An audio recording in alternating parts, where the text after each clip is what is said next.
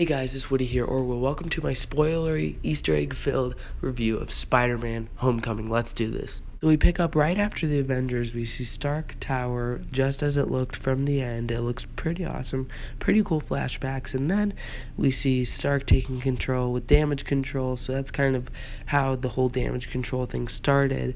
And then the opening with the original Spider-Man theme song, remastered by Michael Giacchino. That was awesome. We got to see Spidey and Doctor Strange, new little clips in the Marvel lettering. And I love how it started with a film by Peter Parker, and it just kind of showed his point of view during the Civil War whenever he was appointed by Tony, and then afterwards kind of how he got home. And I love how our introduction to Ned was whenever he held the Lego to Peter, like, you will build this set, and then we Peter making some web fluid. So I really love the teenage vibe this movie gave off with all the high schoolers and the decathlon people and all that. And actually Cindy, a character, I wonder if she will become Silk like in the comics.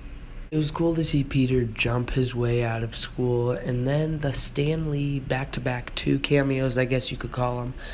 Those were pretty funny, him just talking at the window. We also learned that from Happy Hogan, the Avengers Tower was sold by Tony Stark, so that's interesting. Could Oscorp be moving in? I don't know. That one moment when Ned dropped his Lego Death Star when he found out about Peter being Spidey, and then he's like, the internship is the same thing, and he's like, oh.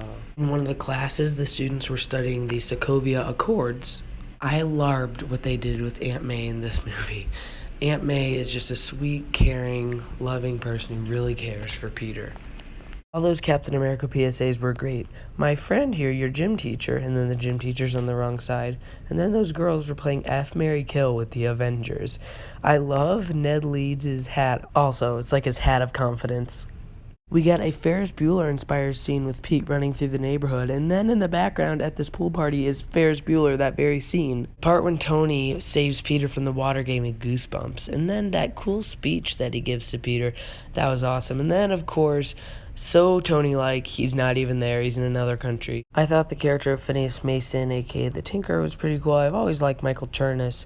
And then that one part where Vulture takes out the first Shocker, that was unexpected. And then he's like, oh, I thought this was the anti-gravity gun. Ned having on the Spider-Man mask was funny. We also got a lot of cool references to the wider MCU, such as a reference to the Triskelion and a Triskelion cleanup sign. And I'm now curious to see what the instant kill mode on Peter's suit does. Fun fact, the voice of the AI Karen is Jennifer Connelly, who was Betty Ross in the 2003 Hulk movie, and she is married to Paul Bettany, who is Jarvis, aka The Vision. Although you can't see it very well, Peter pulls out of a backpack the head of Ultron. What the heck?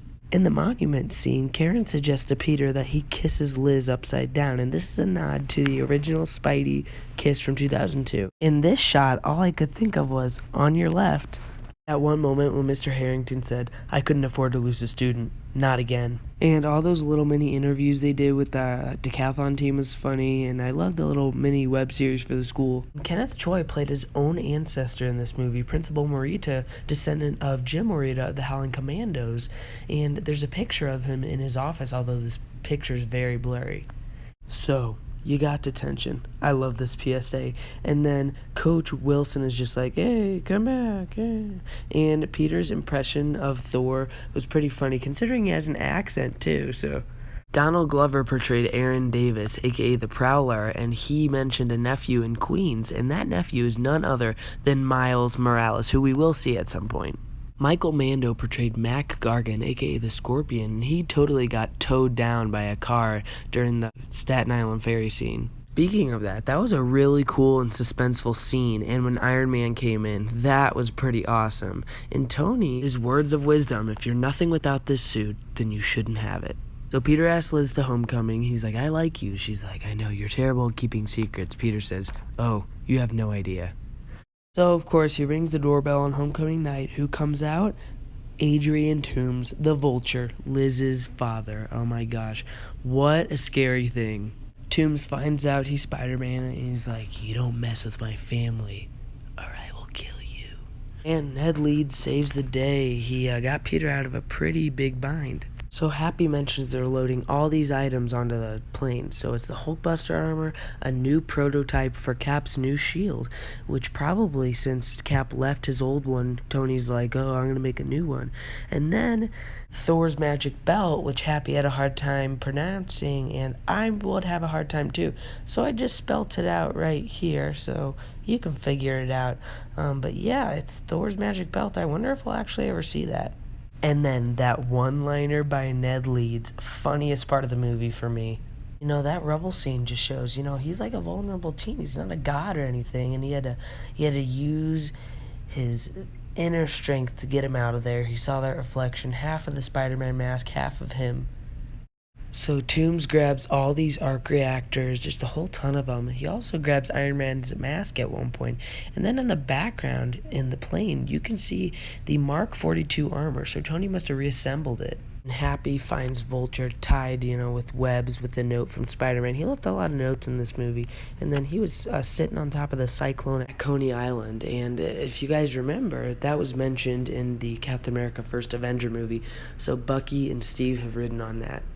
And Liz is moving to Oregon for the trial of the Vulture. Michelle was promoted team captain. She says, my friends call me MJ. No, she's not Mary Jane. Her name is Michelle. But she probably takes the place of Mary Jane Watson in the MCU.